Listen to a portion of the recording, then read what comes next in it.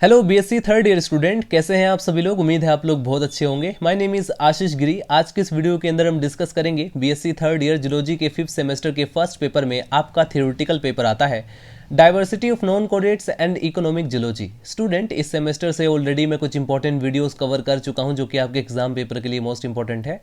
तो अगर आप उन वीडियोस को देखना चाहते हैं तो इसी वीडियो के डिस्क्रिप्शन बॉक्स में आपको एक लिंक मिलेगा। जैसे ही आप उस लिंक पर क्लिक करेंगे आप डायरेक्ट उस प्लेलिस्ट तक पहुंच जाएंगे। स्टूडेंट, इसके अलावा आप लोग चैनल के अंदर जाकर भी चेक कर सकते हैं।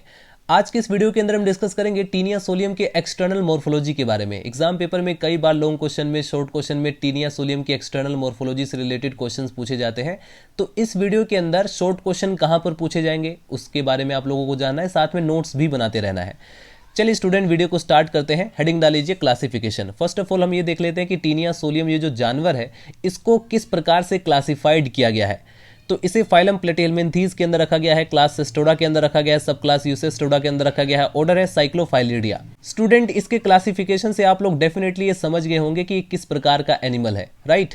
अगर आपने फाइलम प्लेटिहेल्मिन्थीज के जनरल कैरेक्टर्स को पढ़ा होगा, अगर आपने क्लास सिस्टोडा के जनरल फीचर्स को पढ़ा होगा तो आपको एक आइडिया लग जाता है कि आखिर ये किस प्रकार का एनिमल होगा, राइट।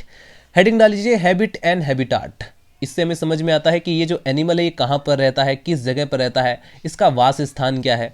तो टीनिया सोलियम ह्यूमन की यानी मनुष्य की इंटेस्टाइन के अंदर, आंत्र के अंदर अंतः परजीवी यानी कि एक एंडोपैरासाइट होता है। एंडोपैरासाइट का मतलब समझते हैं, जो बॉडी के अंदर हो उसे कहा जाता है एंडोपैरासाइट, जो अपने स्कोलेक्स के द्वारा होस्ट की इंटेस्टाइन की म्यूकोसा से चिपका रहता है। ध्यान रखना स्टूडेंट, पोषक का मतलब क्या होता है, होस्ट। होस्ट का क्या मतलब होता है, चूंकि ये परजीवी है यानी कि किसी बॉडी के अंदर ये जो है परजीवी के फॉर्म में यानी पैरासाइटिक के फॉर्म में प्रेजेंट है, तो जिसकी बॉडी के अंदर ये है वो उसके लिए क्या हो जाएगा, होस्ट हो जाएगा, ठीक है। तो ये होस्ट में कैसे चिपका रहता है, स्कोलेक्स की मदद से। इसकी बॉडी पर एक माउथ की तरह स्ट्रक्चर होती है जिसे हम स्कोलेक्स बोलते हैं।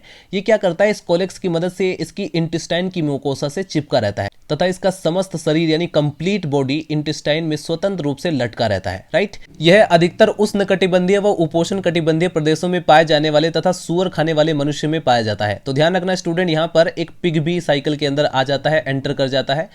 अब हम डिस्कस करते हैं इसकी एक्सटर्नल मॉर्फोलॉजी के बारे में। एक्सटर्नल मॉर्फोलॉजी मतलब क्या होता है, बाह्य संरचना, यानी कि बाहरी रूप से कैसा दिखाई देता है, इसकी कैसी बॉडी स्ट्रक्चर है उसके बारे में भी हम समझने वाले हैं। इसके अंदर शेप, साइज और कलर भी मेंशन किया होता है।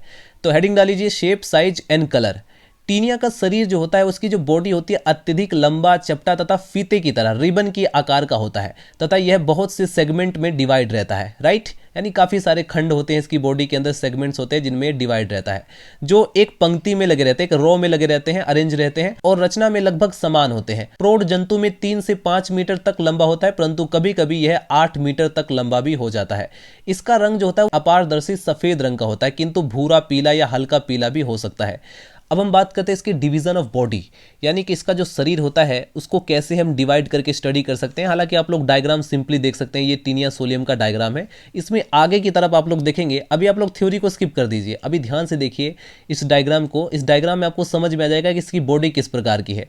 आगे की तरफ आप लोग देखेंगे, जैसे आपने स्नेक देखा है, जस्ट उसी तरह से इसका एक सकर्स होता है, ये इसका स्कोलेक्स कहलाता है, ठीक है। इसका जो माउथ वाला रीजन है इसको हम स्कोलेक्स बोलते हैं और ये इसमें सकर्स होते हैं। सकर्स मतलब चूसक, जिससे कि ये इंटेस्टाइन की म्यूकोसा से चिपका रहता है, राइट। ये इसकी गर्दन है, नेक है।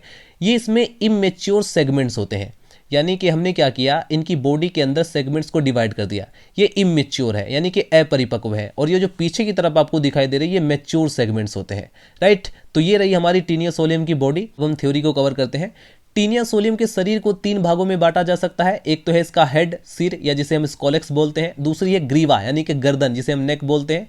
तीसरा है स्ट्रोबिला, यानी कि बाकी रेस्ट जो बची हुई बॉडी है, एक तो वो बॉडी जिसे हम स्ट्रोबिला भी बोल सकते हैं। हेडिंग डाल लीजिए नंबर फर्स्ट, हेड और स्कोलेक्स। यह शरीर यानी बॉडी के पिछले सिरे पर घुंडी के समान नूब लाइक स्ट्रक्चर है, जो कि ऑल्पिन की घुंडी के बराबर बड़ा होता है। यह चकोर व लगभग 1 मिलीमीटर चौड़ा होता है। इसे 2 भागों में बांटा जा सकता है। पहला है हेड और रोस्टेलम, राइट।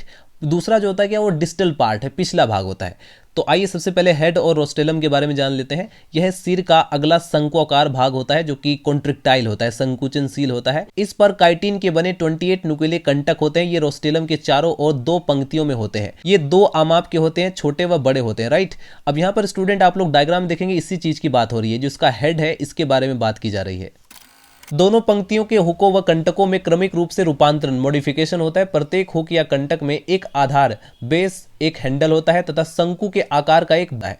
यहाँ पर स्टूडेंट सिंपली आप लोग डायग्राम देख सकते हैं। डायग्राम ए के अंदर आप लोग सिंपली देखेंगे ये स्कोलेक्स और गर्दन का एक तरीके से लेटरल व्यू दिखाया गया है। ठीक है, ये इसका रोस्टेलम होता है। इसमें दो रोज आपको दिखाई देंगी, राइट। इसमें हुक्स की दो रोज आपको दिखाई देगी, दो पंक्तियां आपको दिखाई देंगी। ये इसमें सकर्स प्रेजेंट है, ये इसकी नेक है, राइट। ये इसकी स्टोबिलेशन को शो कर रही है। अब स्टार्टिंग में क्या होता है कि इमेच्योर सेगमेंट्स बनते हैं, धीरे धीरे वो जो है मैच्योर होते चले जाते हैं। इसके बाद जो सेकंड आप लोग डायग्राम देख रहे हैं, बी डायग्राम देख रहे हैं, ये स्कोलेक्स का शीर्ष व तल दृश्य दिखाया गया है। इसके बाद इसमें छोटा कंटक दिखाया गया है और इसमें बड़ा कंटक दिखाया गया है। दो तरह के कंटक भी आप लोग सिंपली देख सकते हैं। अब हम बात करते हैं स्टूडेंट इसके पिछले भाग की, डिस्टल पार्ट की। यह रोस्टेलम के जस्ट पीछे की ओर चकोर भाग होता है, राइट, जिस पर प्याले के समान चार पेशीय मस्कुलर सकर्स होते हैं, राइट, जिसकी मदद से ये चिपकता है इंटेस्टाइन की म्यूकोसा से। जैसे कि आप लोग डायग्राम में देखेंगे, इस प्रकार से ये सकर्स हैं जो कि चिपकने में हेल्प करते हैं, अटैचमेंट में हेल्प करते हैं। इनमें से एक तो डोर्सल तल पर रहता है यानी कि डोर्सल सरफेस पर, दूसरा है वेंट्रल सरफेस पर। बाकी जो बचे दो हैं यानी चार में से दो जो होते हैं वो लेटरल सरफेस पर मौजूद होते हैं, राइट। हुक व सकर्स की सहायता से टीनिया अपने सिर पोषक की इंटेस्टाइन की दीवार से मजबूती से चिपका रहता है। इसके बाद जो सेकंड पार्ट आती है इसके बॉडी की वो है नेक यानी गर्दन। सिर या स्कोलेक्स के जस्ट पीछे पृष्ठ यानी कि डोर्सल और वेंट्रल सरफेस पर चपटी व खंड विहीन एक छोटी सी ग्रीवा नेक होती है। इसमें जीवन पर्यंत नए खंड बनते रहते हैं यानी पूरी लाइफ साइकिल कंप्लीट, जब तक ये जीवित रहता है तब तक इसमें इमेच्योर सेगमेंट बनते रहते हैं और वो धीरे धीरे मैच्योर होते रहते हैं। अतः इस एरिया को सेगमेंटेशन या रीजन ऑफ प्रोलिफरेशन कहा जा सकता है। इसके बाद स्टूडेंट नंबर थर्ड आता है बॉडी स्ट्रोबिला, राइट। इसकी बॉडी की जो नंबर थर्ड पार्ट है उसे हम इसकी कंप्लीट बाकी जो बची हुई बॉडी है उसे हम बॉडी भी बोल सकते हैं या स्ट्रोबिला भी बोल सकते हैं। बेहतर आप इसको स्ट्रोबिला बोलें, राइट। इसकी बॉडी के तीन पार्ट है, एक तो आगे वाला हेड होता है जिसे हम बोलते हैं स्कोलेक्स, दूसरा जो होता है नेक होता है, तीसरा है स्ट्रोबिला। जंतु का ग्रीवा यानी उसके नेक या गर्दन के बाद जो शेष बचा हुआ भाग है उसे हम स्ट्रोबिला कहते हैं। इसमें 800 से 1000 सेगमेंट सीक्वेंस वाइज पीछे एक पंक्ति में लगे रहते हैं, एक तरीके से सीक्वेंस वाइज होते हैं। प्रत्येक खंड में नर व मादा यानी कि मेल और फीमेल जो जन्नांग होते हैं, जो सेक्स ऑर्गन्स होते हैं, उनका एक सेट होता है। सेक्स ऑर्गन्स का जो क्रमबद्ध रूप से पाया जाना इसे प्रोग्लोटाइजेशन कहलाता है। कई बार शॉर्ट क्वेश्चन में पूछा जाता है व्हाट इज प्रोग्लोटाइजेशन, तो ध्यान रखना प्रोग्लोटाइजेशन क्या होता है इसके बारे में आप लोग नोट्स भी बना लेना। तथा इस प्रकार से प्रत्येक सेगमेंट को हम क्या बोलेंगे, प्रोग्लोटिड्स, राइट। सेगमेंट या प्रोग्लोटिड गर्दन से एक के पश्चात एक क्रमवृत्त रूप से यानी कि सीक्वेंस वाइज बने रहते हैं। अतः छोटे व अपूर्ण खंड गर्दन के समीप होते हैं तथा प्रौढ़ खंड शरीर के पिछले भाग में होते हैं। जनन अंगों या फिर सेक्स ऑर्गन्स के डेवलपमेंट स्टेज के आधार पर प्रोग्लोटिड्स तीन प्रकार के होते हैं। ध्यान रखना यहाँ पर तीन प्रकार के प्रोग्लोटिड्स दिखाए गए हैं। पहला है इमेच्योर यानी कि जो पूरी तरह से अपरिपक्व है, नया नया है। दूसरा है मैच्योर प्रोग्लोटिड्स जो पूरी तरह से बन चुका है, पूरी तरह से परिपक्व हो चुका है। तीसरा है ग्रेविड प्रोग्लोटिड्स, ये नए नए अभिन्नित खंड होते हैं जो कि गर्दन के ठीक पीछे स्थित होते हैं।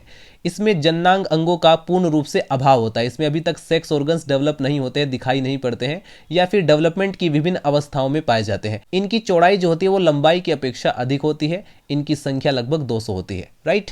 इसके बाद नंबर सेकंड पर आते हैं मैच्योर प्रोग्लोटिड्स। इन सेगमेंट्स के अंदर कंप्लीट फुल मैच्योर तथा मेल व फीमेल सेक्स ऑर्गन्स पाए जाते हैं। इनकी लंबाई तथा चौड़ाई समान होती है। ये संख्या में 400 से 600 तक हो सकते हैं। इसके बाद नंबर थर्ड पर आते हैं स्टूडेंट ग्रेविड प्रोग्लोटिड्स। इनमें केवल गर्भाशय पाया जाता है जो कि अत्यंत बड़ा व ब्रांच यानी कि शाखाविंत होता है और लगभग संपूर्ण खंड में यानी कि पूरी कंप्लीट सेगमेंट्स में फैला रहता है। इसके अंदर एम्ब्रियो यानी डेवलपमेंट की विभिन्न अवस्थाओं में पाए जाते हैं। इन सेगमेंट्स के शेष जनन अंग यानी कि जो सेक्स ऑर्गन्स होते हैं वो निषेचन यानी फर्टिलाइजेशन की क्रिया के पश्चात आफ्टर फर्टिलाइजेशन डैमेज नष्ट हो जाते हैं।